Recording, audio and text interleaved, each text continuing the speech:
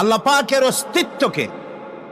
পাকের অস্তিত্বকে বোঝার জন্য তার সৃষ্টি জগৎ যথেষ্ট। সুবহানাল্লাহ বলে। শুধুমাত্র কপাল পোড়া ওরাই আল্লাহরে চেনে না। লক্ষ্য করুন, আপনার আমার পা থেকে শুরু করে মাথা পর্যন্ত কি সুন্দর বিন্যাস করেছেন আল্লাহ তাআলা। সুবহানাল্লাহ। আল্লাহ তাআলা বলেছেন, দেখো, আফালা ইয়ানজুরুনা ইলাল ইবিলি কাইফা খুলিকাত। তোমরা কি দেখো না যে আমি উটকে বানাইছি কেমনে? আল্লাহর আদাত মোবারক, আল্লাহর সিস্টেম, আল্লাহর কুদরত হচ্ছে এই লাঠি দিয়া পিটাইয়া মানুষকে হেদায়েত করার কোনো অভিলাষ, কোনো ইচ্ছে আল্লাহর নাই। সুবহানাল্লাহ বলে। আল্লাহ রাসূলকে বলেছেন, ইন্নামা আনতা মুযাক্কিরুন লাস্তা আলাইহিম বিমুসাইতির। হে নবী, আমি আপনাকে উপদেশক করে পাঠিয়েছি পৃথিবীতে, লাঠি মারার জন্য দারোগা করে বাড়াই নাই। সুবহানাল্লাহ। আপনি আল্লাহরে মানবেন না, আল্লাহ একটা ফেরেশতা পাঠাই দেবে, পিটাই ওর গর্দানের চামড়া উঠাইবেন না। আল্লাহ বলেন যে দেখো, যুক্তি প্রমাণের মাধ্যমে তুমি আল্লাহকে চিনতে শেখো। নিজের দিকে তাকাও। আচ্ছা, তোমরা উট দেখো নাই? কে বলতেছেন? আল্লাহ বলছেন উট দেখো নাই?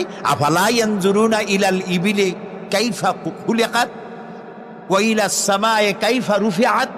ওই বিশাল আকাশ। আচ্ছা দেখেন তো, এই যে প্যান্ডেলটা, আমাদের দৃষ্টিতে প্যান্ডেলটা বড়, কিন্তু আকাশের দৃষ্টিতে এটা কি? কিছুই না। এই প্যান্ডেলটুকুন তৈরি করতে কয়শো বাঁশ লাগছে, দেখছেন তাকাইয়া? আচ্ছা, এবার আকাশটার দিকে তাকান, কয়টা খুঁটি আছে?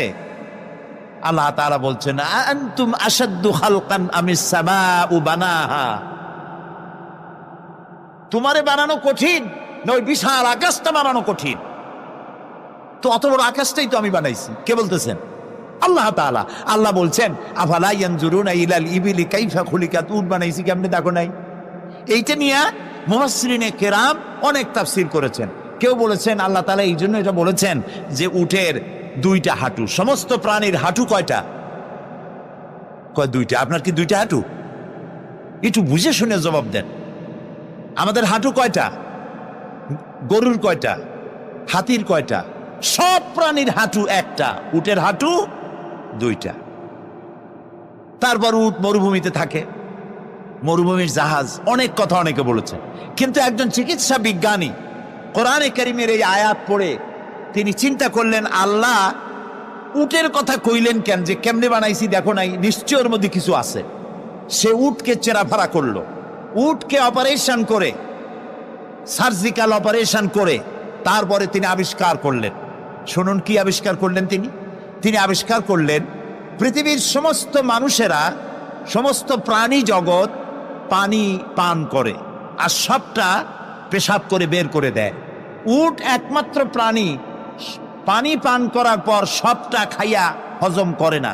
তার লাঞ্চের কাছে আলাদা একটা চেম্বার আছে, ওই চেম্বারে কিছুটা পানি সেখানে সে রিজার্ভ রাখে। গেল এক নম্বর। 2 নম্বরে পাওয়া গেল অক্সিজেন। প্রাণী জগৎ বাতাস থেকে অক্সিজেন গ্রহণ করে আর কার্বন ডাই অক্সাইড করে এটাকে বের করে দেয়।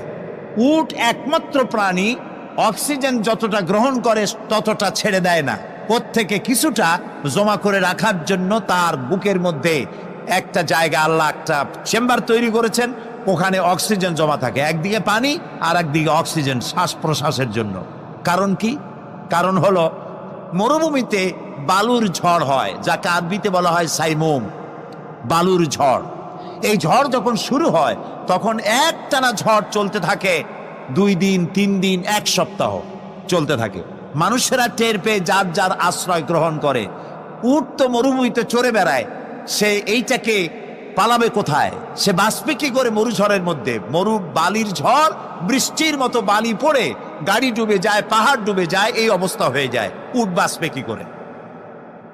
আল্লাহ রাব্বুল আলামিন উটের দেহ তৈরি করার সময় এমন ব্যবস্থা করে দিলেন, উট যখন টের পায় বালুর ঝড় হবে, সঙ্গে সঙ্গে তার সামনের 2টা পাও দিয়া বালু সরায় দিয়া তার মাথার গলার অর্ধেকটা বালুর মধ্যে ঢুকায় দিয়া 5 দিন 7 দিন যেন থাকতে পারে, পানি আর অক্সিজেনের জন্য, সেই জন্য মারা না যায়। এর জন্য আল্লাহ রাব্বুল আলামিন তার বুকের মধ্যে পানি আর অক্সিজেন রাখার ব্যবস্থা করেছেন। আফালা ইয়ানজুরুনা ইলাল ইবিলি কাইফা খুলিকাত, কেমনে উট বানাইছি দেখো নাই? সুবহানাল্লাহ বলে। আল্লাহ রাব্বুল আলামিন তার এই বিশাল সৃষ্টি, আকাশ জমিন, গাছপালা, তরু লতা, কীট পতঙ্গ, সাগর নগর সব তৈরি করে তারপরে আল্লাহ তাআলা বলছেন, এবার তাকাও আমার আকাশের দিকে, তাকাও আমার জমিনের দিকে। আল্লাযী খালাকা সাবা সামাওয়াতিন তিবাকা মা তারা ফি খালকির রহমানি মিন তাফাউত। তাকাও আমার আকাশের দিকে, তাকাও আমার জমিনের দিকে। আল্লাহ তাআলা বলছেন, দেখো কোনো ভুল আছে নাকি? হাল তারা মিন ফুতুর, কোনো ভুল দেখতে পাও? কে জিজ্ঞেস করছেন? তাকাও আকাশের দিকে, দেখো জমিনের দিকে দেখো, হাল তারা মিন ফুতুর, কোনো ভুল দেখতে পাও? আল্লাহ তাআলা বলেন, বারবার তাকাও, বারবার তাকাও। এভাবে বারবার দেখতে দেখতে তোমার চক্ষু কাতর হয়ে তোমার নিজের দিকে ফিরে আসবে। আমার সৃষ্টি নৈপুণ্যতার ভেতরে কোনো ভুল খুঁজে পাবে না। পা থেকে শুরু করে মাথা পর্যন্ত আমরা একটু খেয়াল করি তো, আমাদের পায়ের তালুর চামড়া যেরকম, পায়ের পিঠের চামড়া কি ওরকম? আমাদের পায়ের পিঠের চামড়া যেরকম, ওইটা যদি হতো পায়ের তলায়, তাহলে প্রতি 3 দিন অন্তর 2 দিন অন্তর পায়ে হাফসুল করা লাগতো জুতার মতো, ঠিক না? হাতের উপরে চামড়াটা যেরকম, হাতের তালুতে চামড়া কি ওরকম? হাতের তালুর চামড়া কি তাও কইতে পারেন, পুরু, আর উপরেরটা পাতলা। এই উপরের চামড়াটা যদি এইখানে হইতো তাহলে গরম কদু আর ডাল খাইতেই পারতেন না, চামড়ার কাম শেষ। এগুলো চিন্তা করলেই তো শকর করতে ইচ্ছা হবে যে এই যে একই শরীর আমার 2 রকমের চামড়া কেন দিলেন? আর কোনো চেষ্টা নাই, এমনি এমনি হইছে। কত বড় রাম ছাগল হলে নাস্তিক হতে পারে, জানোয়ারের চাইতে নিকৃষ্ট নাস্তিকেরা, পশুর চাইতে কুত্তার চাইতে নিকৃষ্ট যারা নাস্তিক। কুত্তায়ও আল্লাহরে চেনে, সুবহানাল্লাহ বলে, আল্লাহরে চেনেছে। গরু ছাগল আল্লাহ যা বানিয়েছে সব আল্লাহর হুকুম মতো তার নিজস্ব পরিমণ্ডলে থাকে। মানুষ নামের কলঙ্ক ওই সব মানুষ যারা বিশ্ববিদ্যালয়ে চাকরি করে আমাদের সন্তানদেরকে নাস্তিক বানায়। এর একটা শয়তান কয়েক মাস আগে দূরে কোথাও গিয়ে আল্লাহ জাহান্নামে নিয়ে গিয়েছে। ওর কবরে জাহান্নামের আগুন জ্বলুক কিয়ামত পর্যন্ত। সে একাই শয়তান নয়, বিশ্ববিদ্যালয়ের অসংখ্য ছেলেদের মেয়েদেরকে ধ্বংস করেছে, ইমান নষ্ট করেছে।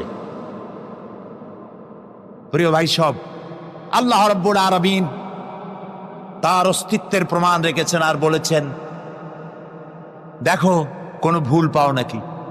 আল্লাহর এক দরবেশ বান্দা এক বট গাছের নিচে বিশ্রাম করতেছিলেন আর সূরা মুলক পড়তেছিলেন।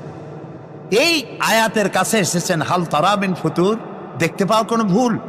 শুয়ে শুয়ে বলতেছে, আল্লাহ তোমার সৃষ্টি জগতে তো ভুল ধরার কোনো উপায় নাই, কেউ ধরতে পারবে না, তবে আমার চোখে একটা জিনিস বেমানান মনে হয়। ভুল ধরতে কারো ক্ষমতা নেই, একটা জিনিস আমার কাছে বেমানান লাগে।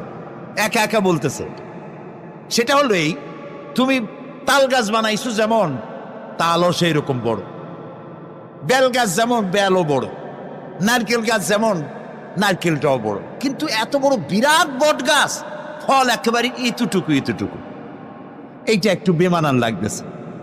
এই চিন্তা করতেছে দরবেশ সাহেব, হঠাৎ করে একটু বাতাস এসে গাছের ডাল আন্দোলিত হয়েছে, একটা আধা পাকা বটের ফল অনেক উঁচু থেকে ছিঁড়ে এসে দরবেশের নাকের উপরে পড়ছে, নাকটা জ্বলে উঠছে। দরবেশ সাহেব বলছে, আস্তাগফিরুল্লাহ, আল্লাহ এটা তো ফল না, এটা আমার চিন্তার জবাব। আমি চিন্তা করতেছি গাছ আনমান ফল হয় নাই, তাল গাছ যেমন ফল যেমন, বট গাছ যেমন ফল যদি ওই আকারে হইতো, ফলটা যে পজিশন নিয়ে আমার নাকে পড়ছে, এতে তো আমার নাকও যাইতো মাথাও যাইতো। সুতরাং আল্লাহ রাব্বুল আলামিন তার সৃষ্টি জগৎকে আপন কুদরত দিয়ে সুন্দর করে সৃষ্টি করেছেন। ভাগ্যবান তারা যে আল্লাহকে স্বীকার করে 5 ওয়াক্ত নামাজে আল্লাহকে সেজদা দেয়, সুবহানাল্লাহ। আর শিক্ষক নামের, শিক্ষিত নামের কলঙ্ক ওই সব মুসলমান যারা মুসলমানের ঘরে জন্মগ্রহণ করে নিজেকে নাস্তিক বলে পরিচয় দেয়। নিজেকে যারা বামপন্থী বলে পরিচয় দেয়, মুসলমান তা আবার বামপন্থী। আস্তাগফিরুল্লাহ। কোরআনে কারিমে আল্লাহ তাআলা বলেছেন আসহাবুল ইয়ামিন আসহাবুশ শিমাল, ডানপন্থী আর বামপন্থী। রাসূলুল্লাহ বলেছেন বাম হাতে খায় শয়তান, তোমরা বাম হাতে খাবা না। বাম দিকের কামটাই শয়তানের। বাম দিকে কাম কার? জোরে বলেন। এই জন্য রাস্তা দিয়ে হাঁটবেন, ডান দিক দিয়ে হাঁটেন। কিছু খাইবেন, ডান দিক দিয়ে খান। কিছু শুরু করবেন, ডান দিক দিয়ে করেন। মুসলমানের কাজ সব ডান। ডানপন্থীদের নেতা পয়গম্বরেরা সব ডানপন্থীদের নেতৃত্ব দিয়ে আল্লাহ রাব্বুল আলামিন কিয়ামতের দিন ডানপন্থীদের নিয়ে আল্লাহর নবীরা জান্নাতে চলে যাবেন।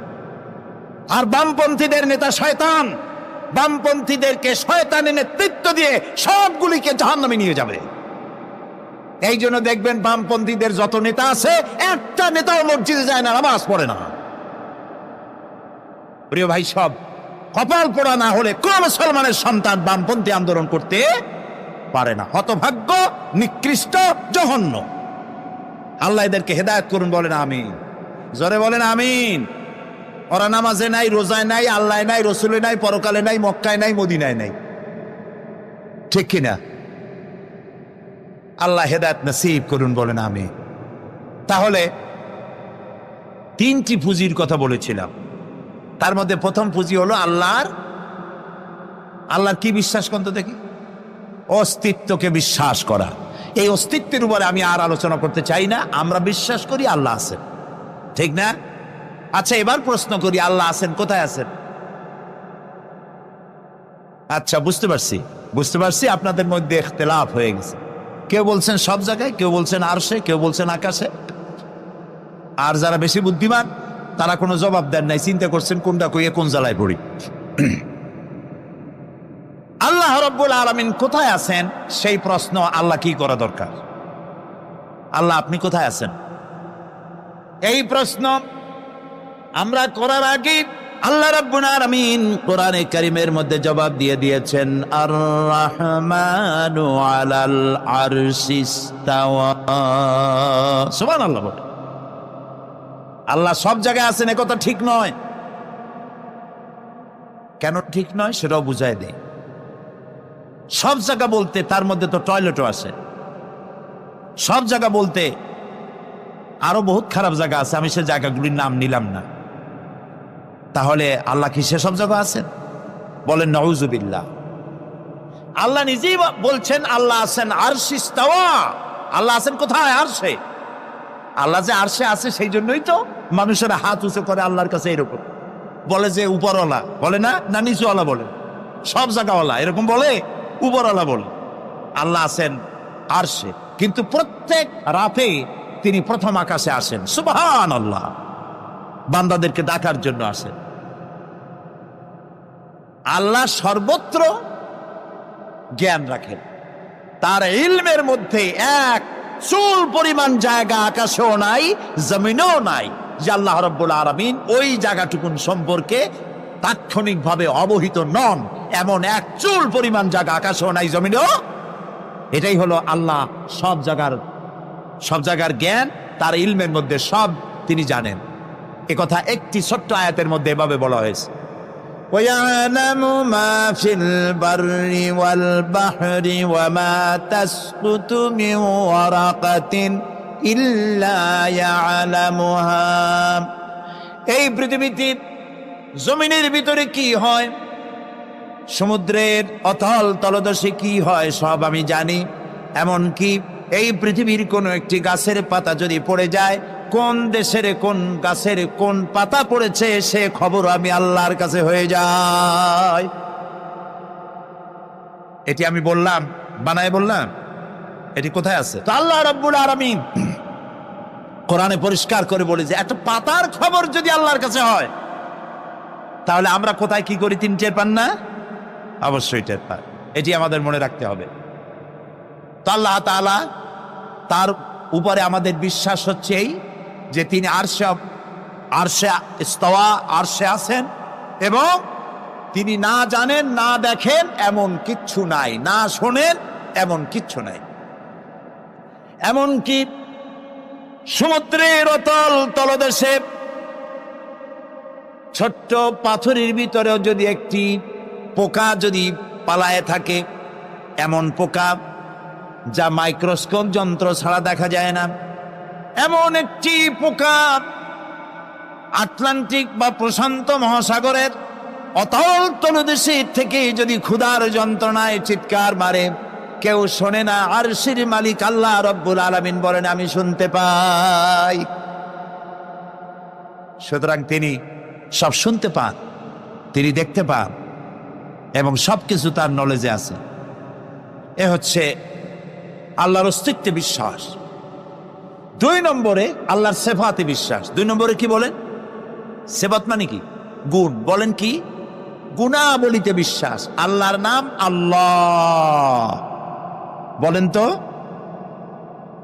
আল্লাহ নয়, কিন্তু আল্লাহ হচ্ছে অশুদ্ধ, শুদ্ধ হচ্ছে আল্লাহ। বলার সময় মুখটা গোল হয়ে যাবে। বলেন তো, সবাই উচ্চারণ করেন আল্লাহ, আবার বলেন আল্লাহ, আবার বলেন আল্লাহ। সুবহানাল্লাহ, কি মধুর নাম, কি মজার নাম। কোন বান্দা যদি অন্তরের অন্তঃস্থল থেকে একবার যদি বলে আল্লাহ, আল্লাহ রব্বুল আলামিন 70 বার সাড়া দিয়ে জিজ্ঞেস করেন, বান্দা কি চাও, আমি শুনছি। আল্লাহ হচ্ছে ইসমে জাত, আর সিফাতি নাম হচ্ছে বাকি 98টা নাম। মোট ওয়ালাহুল আসমাউ হুসনা, আল্লাহ তাআলা রয়েছে পবিত্র নাম, অনেক নাম, 99টা নাম। কয়টা নাম? আল্লাহ হচ্ছে ইসমে জাত। এই যে আমরা অনেক সময় খোদা বলি, খোদার কসম, খোদার কিরা, খোদা হাফেজ বলি না আমরা? এই খোদা শব্দ যতটা সম্ভব এই শব্দ উচ্চারণ থেকে বিরত থাকা উচিত, কারণ আল্লাহর 99 নামের মধ্যে খোদা বলে কোনো শব্দ নাই। কেউ যদি 10 লক্ষ বার খোদা বলে, একবার আল্লাহ বলার সমান হবে না, হবে না। কেমন খোদা বলে আল্লাহ নিজের নামকে পরিচিত করেন নাই। আল্লাহর নাম হচ্ছে আল্লাহ, আল্লাহর নাম কি? আর বাকি হলো গুণবাচক নাম। তিনি রব, তিনি রাজ্জাক, তিনি ওয়াদুদ, তিনি জব্বার, তিনি কাহ্হার, তিনি রহমান, তিনি রহিম। এরকম আছে না নাম? সব গুণবাচক নাম। এই আল্লাহকে বিশ্বাস করতে হবে। 1 নম্বরে তার অস্তিত্ব, তিনি আছেন। 2 নম্বরে গুণ সহকারে বিশ্বাস করতে হবে। আমরা পানিকে বিশ্বাস করি সে চুবাইয়া ডুবাইয়া মারতে পারে, এই হিসাবে বিশ্বাস করি, ঠিক না? আগুনকে বিশ্বাস করি সে পোড়ায় মারতে পারে। সাপকে বিশ্বাস করি সে দংশন করলে আমি মরে যেতে পারি, ঠিক কিনা? এইভাবে প্রত্যেকটা জিনিসের গুণ সহকারে তাকে বিশ্বাস করতে হয়। সেই জন্য আল্লাহকে আল্লাহ আছেন এইটা শেষ কথা নয়, তার গুণ সহকারে তাকে বিশ্বাস করতে হবে। তিনি হচ্ছেন খেতে দেওয়ার মালিক, রাজ্জাক। মানে বলেন তো নামটা কি? রাজ্জাক মানে কি? রিজেক দাতা। কে রিজেক দাতা? এই জন্য রিজেক চাইতে হবে কার কাছে? আল্লাহর কাছে। কোনো অভাব অভিযোগের জন্য আমি কাউকে বলবো না আপনি আমারে খেতে দেন, আল্লাহর কাছে চাইতে হবে। চাইবো কার কাছে? আল্লাহর কাছে। খেতে দেওয়ার মালিক তিনি। আচ্ছা বলেন, এই পৃথিবীর মধ্যে মানুষেরা বেশি না হাতি, ঘোড়া, বাঘ, ভল্লুক, ময়না, টিয়া, মাছ, পাখি, পতঙ্গ, কীট এগুলো বেশি? কোনটা বেশি? আমরা বেশি না ওরা বেশি? ওরা বেশি, ওরা বেশি। এই যে অসংখ্য হাতি আছে পৃথিবীতে, হাতির পেট বড় না আমার পেট বড়? গন্ডারের পেট বড় না আপনার পেট বড়? কুমিরের পেট বড় না আপনার পেট বড়? আচ্ছা, এখন এই সব প্রাণীদেরকে কে খেতে দেন? আপনার আমার তো ব্যাংকে ডিপোজিট আছে, কম থাকুক বেশি থাকুক, গোলায় ধান আছে, চাউল আছে, বাড়িতেও আছে, আছে না? কিন্তু এই যে পাতিশিয়াল, ফক্স, পাতিশিয়াল চেনেন তো? চিনবেনই তো, সাংঘাতিক চালাকিগুলি। এই পাতিশিয়াল কোন ব্যাংকের ম্যানেজারের কাছে গিয়ে বলছে যে ম্যানেজার সাহেব, এখন তো পৌষ মাস, আমি 10টা মুরগি চুরি করে আনছি, আমার নামে একটা অ্যাকাউন্ট খোলে, বৃষ্টির সময় যখন আমি চুরি করতে পারবো না তখন এগুলি উইথড্র করে আমি আমার পেট বাঁচাবো। এই কথা বলে শিয়ালের নামে, বাঘের নামে কোনো অ্যাকাউন্ট আছে ব্যাংকে? কোরআন শরীফে আল্লাহ তাআলা বলছেন এমন অনেক প্রাণী আছে পৃথিবীতে যারা তাদের রিজিক সংগ্রহ করে রাখে না। আল্লাহ বলেন আমি আল্লাহ তাদেরকে রিজিক দেই। কে দেয়? কোরআনে কারিমে হযরত হুদ আলাইহিস সালামের ঘটনা আল্লাহ রাব্বুল আলামিন এভাবে এনেছেন। তামাম এলাকার মানুষ তার বিরুদ্ধে ক্ষিপ্ত হয়ে গিয়েছে। সমাজের লোক, রাষ্ট্রশক্তি হযরত হুদ আলাইহিস সালামের উপর অত্যাচারের পাহাড় ভেঙে দিয়েছে। হযরত হুদ আলাইহিস সালাম একা মানুষ, সমাজের রাষ্ট্রশক্তির এই দুর্বিসন্ধির ষড়যন্ত্রের চ্যালেঞ্জ তিনি গ্রহণ করলেন। আর তিনি বললেন, তিনি যেটা বললেন আল্লাহ পাক কোরআনে তা কোট করে দিলেন। দুনিয়ার সমস্ত ইসলামী আন্দোলনের কর্মীদের জন্য আল্লাহ পাক কোট করে দিলেন, সমস্ত মুমিনদের জন্য তা উল্লেখ করলেন। হুদ আলাইহিস সালাম তিনি জাতিকে বললেন, ফাকিদুনি জামিআন তুম্মা লা তুনদিরুন। তোমাদের যত ক্ষমতা আছে সমস্ত ক্ষমতা নিয়ে আমার বিরুদ্ধে তোমরা ষড়যন্ত্র করো, আর আমাকে এতটুকু অবকাশ দিও না। আমি সেই আল্লাহ রাব্বুল আলামিনের উপরে ভরসা করেছি যার কুদরতি হাতের ভিতরে আমার জান, আর গোটা পৃথিবীর সমস্ত প্রাণীর জান যার কুদরতি হাতের মধ্যে। যার হাতের ভিতরে গোটা পৃথিবীর সমস্ত জান, সে আল্লাহর উপরে ভরসা করেছি, যা খুশি তোমরা আমার বিরুদ্ধে করতে পারো। সুবহানাল্লাহ। এটার নাম হলো ঈমান, এটার নাম সবর, এটার নাম ধৈর্য। এই ধৈর্য আসে ঈমানে কামেল হলে পরে এবং আল্লাহর উপরে পরিপূর্ণ বিশ্বাস হলে পরে। যদি কারো দিনের মধ্যে কথা বিশ্বাস থাকে যে আমার জন্য আল্লাহর পক্ষ থেকে যদি কোনো বুলেট নির্ধারণ করা থাকে, গোটা বিশ্ব যদি আমাকে পাহারা লাগায়, ওই বুলেট থেকে আমাকে বাঁচাইতে পারবে না। আর আমার জন্য যদি একটা বুলেট আল্লাহ কর্তৃক নির্ধারিত থাকে, তাহলে গোটা পৃথিবীর মানুষ চেষ্টা করেও সেই বুলেট থেকে আমাকে রক্ষা করতে পারবে না। হযরত আইয়ুব আলাইহিস সালামের সবরের ঘটনা কোরআনে কারীম তুলে ধরেছে। হযরত আইয়ুব 18টি বছর পর্যন্ত রোগের মধ্যে পড়ে আছেন। এত অসুখ করেছে, এত রোগ, শরীর পচে গিয়েছে, গায়ে পোকা ধরেছে, দুর্গন্ধ হয়ে গিয়েছে, বিবিরা চলে গিয়েছে, ছেলে মেয়ে পাড়ার লোকেরা দূর দূর করে তাড়িয়ে দিয়েছে।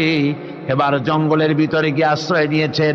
এমন অবস্থা হয়েছে, শরীর পচে পচে জিহ্বায় যখন পোকা ধরা শুরু করে দিল, হযরত আইয়ুব আলাইহিস সালাম তখন আল্লাহ রাব্বুল আলামিনের দরবারে এই প্রথমবারের মতো তিনি বললেন, রব্বুল আলামিন, হায় আল্লাহ তাআলা, সমস্ত শরীর জড়া জড়া হয়ে গিয়েছে, গায়ে পোকা ধরেছে, আমি কোনো কথা বলি নাই, আমি খামোশ থেকে জিকির আজগার করতেছিলাম। আয় আল্লাহ, এখন দেখি আমার জিহ্বায় পোকা ধরেছে, পোকা ধরা শুরু হয়েছে। আমার জিহ্বাটায় পোকা তুমি দয়া করে দিও না, কারণ আমার জিহ্বায় যদি পোকা হয়ে যায় তাহলে তোমার মতো আল্লাহর জিকির আমি কি দিয়া করব? আমার জিহ্বাটা তুমি দয়া করে ভালো রাখো। কোরআনে কারীম বলছি, ওয়া আইয়ুবা ইয নাদা রাব্বাহু আন্নী মাসসানিয়াদ দুররু ওয়া আনতা আরহামুর রাহিমিন। স্মরণ করো সেই সময়ের কথা যখন আইয়ুব তার রবকে ডেকে বলেছিল, আমি অসুস্থ আর তুমি তো রহমান রহিম, দয়াময়। ভাষাটা দেখেন কি সুন্দর। এর থেকে কি আল্লাহরে আর কিছু বলা লাগে? আল্লাহ পাকের কাছে তিনি বলতেছেন, আল্লাহ আমি তো অসুস্থ, আমি তো অসুখ করেছে আমার, আর তুমি তো দয়াময় রহমান রহিম। এক অন্ধ, ঈদের দিন কত অন্ধই তো আসে খয়রাত করার জন্য, ভিক্ষা করার জন্য, চতুর্দিকে ভিক্ষা করতেছে অন্ধরা। এক অন্ধ ঈদের গেটের কাছে দাঁড়ায় বলতেছে, ভাইরা আজ হচ্ছে ঈদের দিন আর আমি কিছু দেখতে পাচ্ছি না। এ বেশি পয়সা পাইল, মানুষের দিন তার প্রতি আকৃষ্ট হয়ে গেছে। আরে কি কথা, আজ ঈদের দিন, সকলে আনন্দ করছে আর আমি কিছুই দেখতে পাচ্ছি না। সে কিন্তু কিছু চায় নাই। ভাষার ভিতরে, কথা বলার ভিতরে এ ধরনের টেকনিক আছে। হযরত আইয়ুব আলাইহিস সালাম বললেন না যে আল্লাহ আমারে মাফ করে দাও, কষ্টের মধ্যে আছি। তিনি শুধু বলেছেন রব্বুল আলামিন, আমি অসুস্থ হয়ে পড়েছি, আমার অসুখ করেছে, আর তোমার নাম রহমান রহিম। এতটুকু কথা বলেছেন। আল্লাহ রাব্বুল আলামিনের দরজায়, তার দরবারে আইয়ুব আলাইহিস সালামের ডাক চলে গেছে। যায় নাই? কোন অসুবিধা আছে নাকি? কোন অসুবিধা নাই। পানির তলা দিয়া যদি কেউ ডাক দেয়, পাহাড়ের ভিতরে বসে যদি কেউ ডাক দেয়, আল্লাহ রাব্বুল আলামিন তা শুনতে পান।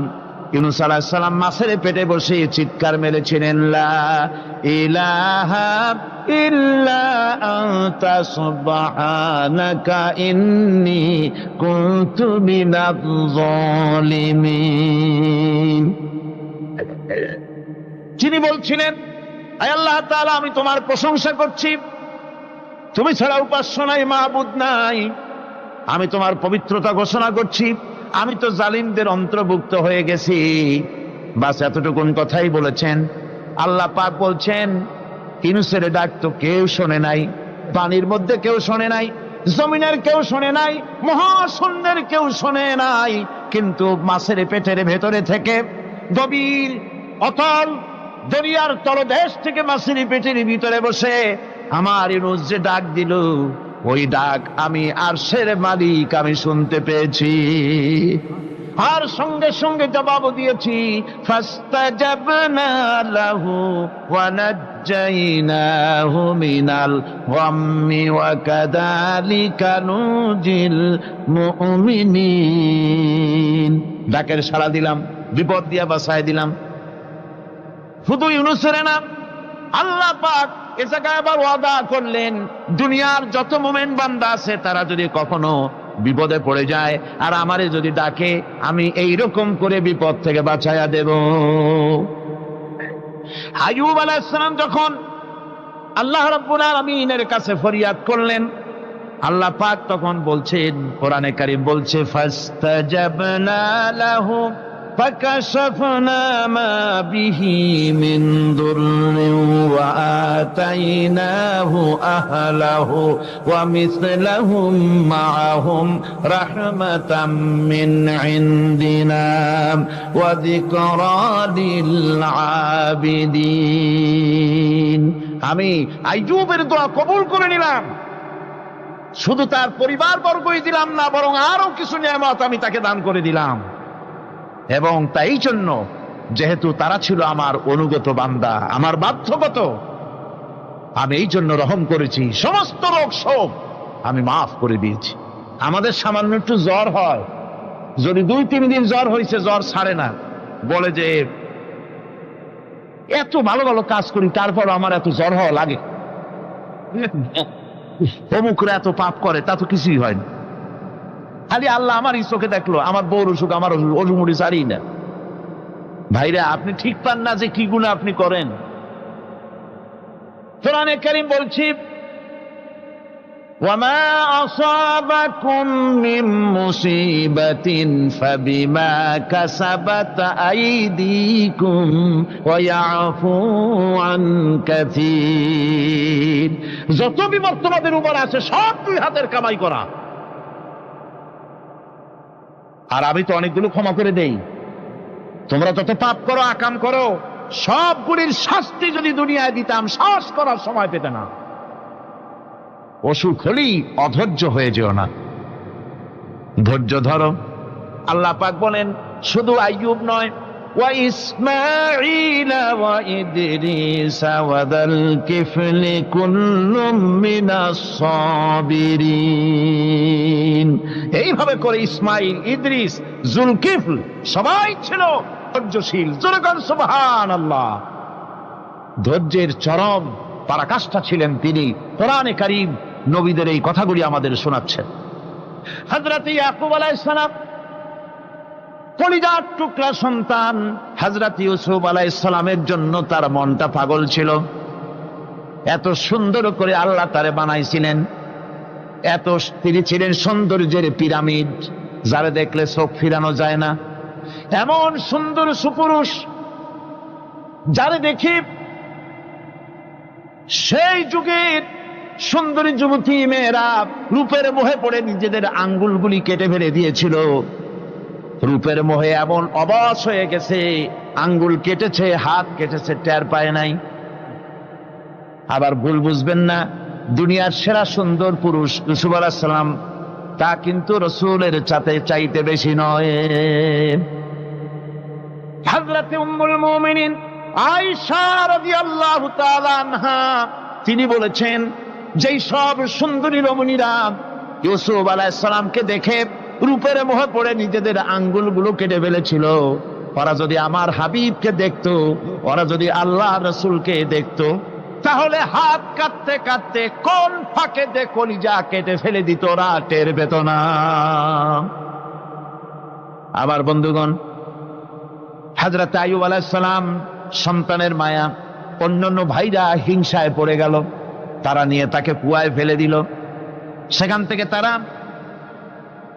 একটা ছাগল বা কোনো পশু জবাহ করে তার রক্ত মাখাইয়া জামা এনে হাজির করে দিল হযরত ইয়াকুব আলাইহিস সালামের সামনে, যে তারে নিয়ে খেলা করতে গিয়েছিলাম, আমরা খেলায় লিপ্ত ছিলাম, বাগে খাইয়া ফেলাইছে। এগুলি কি গপ্প? এগুলি কি কোরআন? আল্লাহ পাক শোনাচ্ছেন, বিশ্ববাসীকে শোনাইছেন। সূরা ইউসুফের চাইতে এত সুন্দর উপাখ্যান গোটা পৃথিবীতে আর নাই। সুবহানাল্লাহ। অনেকে ইউসুফ জুলাইখার কেসা খুব মজা করে পড়ে, ফুর্তি করে, প্রেমের গল্প পড়ে। এটা কোনো প্রেমের গল্প নয়। ইউসুফ আলাইহিস সালাম, জুলাইখা ইউসুফ আলাইহিস সালামের জন্য কাঁদতে কাঁদতে চোখ কানা হয়ে গেছে। এরপর ইউসুফ আলাইহিস সালাম জুলাইখারে পাওয়ার জন্য পাগল হয়ে গেছে। নাউজুবিল্লাহ, এটা হয়নি কখনো। তিনি আল্লাহর পয়গম্বর, আর আল্লাহ কেমনে তারে বাঁচিয়েছেন? যখন জুলাইখা ঘরের ভিতরে সুন্দর করে যৌন উন্মাদনামূলক চিত্র অঙ্কিত করে ঘরের মধ্যে আটকায় দিয়েছে, তালা লাগায় দিয়েছে, আর নিজে যৌন উদ্দীপক কাপড় চোপড় পরেছে না পরার মতোই, সে যুগের সুন্দরী মেয়ে জুলাইখা। তার কুপ্রবৃত্তিকে চরিতার্থ করার জন্য আহ্বান করা হয়েছে। হযরত ইউসুফ আলাইহিস সালাম লক্ষ্য করে দেখলেন, এমন জায়গা, এখান থেকে পালাবার তো পথ নাই, দরজা বন্ধ করে দিয়েছে। তিনি শুধু তখন কেবলমাত্র আল্লাহ রব্বুল আলামিনকে ভয় করলেন। আল্লাহকে ভয় করে আল্লাহর নাম নিয়ে যখন তালাবদ্ধ দরজার দিকে দৌড় দিয়েছেন, আল্লাহ রব্বুল আলামিন আপন কুদরতে তালাগুলি খুলে দরজা তার জন্য উন্মুক্ত করে দিলেন। ইউসুফ আলাইহিস সালামকে ফালাই দিয়ে এভাবে করে কাপড় এনে দিল তার সামনে, রক্তমাখা কাপড় পেয়ে হযরত ইয়াকুব আলাইহিস সালাম সন্তানদের মুখে কাহিনী শুনে তিনি কি বললেন? কোরআনে কারীম তা কোট করেছে। তিনি চিক দিলেন না, ফাল দিলেন না, ফিট হয়ে পড়লেন না। তিনি বললেন, কলিজার টুকরা সন্তান, তার মরার খবর শুনেছেন। তিনি বললেন কি? ফাসাবরুন জামিলুন ওয়াল্লাহুল মুস্তাআনু আলা মা তাসিফুন। আমি উত্তম সবর অবলম্বন করব। তোমরা যে কাহিনী রচনা করেছো, এর বেলায় আমি আল্লাহর কাছে সাহায্য চাই। আমি উত্তম সবর অবলম্বন করব। আমার ভাইয়েরা, 11 ভাই মনে করেছিল ইউসুফ আলাইহিস সালামকে মরণ কুয়ায় ফালায় দিছি। তারা তো ঠিক পায় নাই, এটা মরণ কুয়া না, এটা হচ্ছে একটা সুড়ঙ্গ, যাকে ইংরেজিতে বলে টানেল। এটা এমন একটা সুড়ঙ্গ, ওরা মনে করেছে মরণ কুয়া। কিন্তু আল্লাহ রাব্বুল আলামিন এই কুয়াতে এমন বানালেন, ওরা একদিকে ফালায় দিল মরণ কুয়ায়, এ কুয়ার আর এক মুখ দিয়া আল্লাহ রাব্বুল আলামিন ইউসুফ আলাইহিস সালামকে নিয়ে মিশরের সিংহাসনে বসায়া দিলেন। এটা মরণ কুয়া নয়, এটা রাজ সিংহাসনে বসার সুড়ঙ্গ পথ। ইউসুফ আলাইহিস সালাম আজ প্রেসিডেন্ট, সুবহানাল্লাহ, প্রেসিডেন্ট হয়ে বসে আছেন। ওদিকে কেনানে অভাব লেগে গেছে, সেখানকার মানুষেরা সাহায্য নিতে এসেছে। ওই 11 ভাইও আসছে। হযরত ইউসুফ আলাইহিস সালাম দেখেই চিনে ফেলেছে। ওরা কিন্তু তখনও ঠিক পায় নাই। হযরত ইউসুফ আলাইহিস সালাম চিনে ফেলেছেন। এখন কি করা উচিত? সবগুলোকে ঠ্যাং উপরের দিকে উঠাইয়া তারপরে সমানে ধোলাই দেওয়াইতেও স্বাভাবিক ছিল আমাদের মতো মানুষ হইলে, ঠিক কিনা? পিটাও! ঠিক তো বলবেনি, অভ্যাস তো এটাই। হযরত ইউসুফ আলাইহিস সালাম তাদের সামনে পরিচয় দিলেন। তারা যখন বুঝতে পারল, লজ্জায় তাদের মাথা হেট হয়ে গেল। হযরত তারা এক তো লজ্জা, আর 2 নম্বরের ভয়, জান নিয়া কেনানে কেউ ফিরে যাইতে পারবো না। এখন অবস্থা হয়েছে যে জীবনই যায় নাকি এখানে। হযরত ইউসুফ আলাইহিস সালাম ভাইদের এই করুণ দুরবস্থা বুঝতে পারলেন। বুঝে চরম ধৈর্য ধরে তিনি কি বললেন? তিনি বললেন, লা তাসরিবা আলাইকুমুল ইয়াউম। ও ভাইরা, তোমাদের বিরুদ্ধে আমার কোনো পাপ নাই, দুঃখ নাই, বিদ্বেষ নাই, হিংসা নাই, আল্লাহর রাস্তায় মাফ করে দিলাম। আল্লাহু আকবার, সুবহানাল্লাহ। এর নাম পয়গম্বর। এর নাম কি? পয়গম্বর। কিসের লেনিন, কিসের মার্কস? জওয়ানেরা, ভুল পথে মানুষ চলেছিল, আলহামদুলিল্লাহ আল্লাহ এগুলারে ডাস্টবিনে ফালাই দিছে। কারণ আলহামদুলিল্লাহ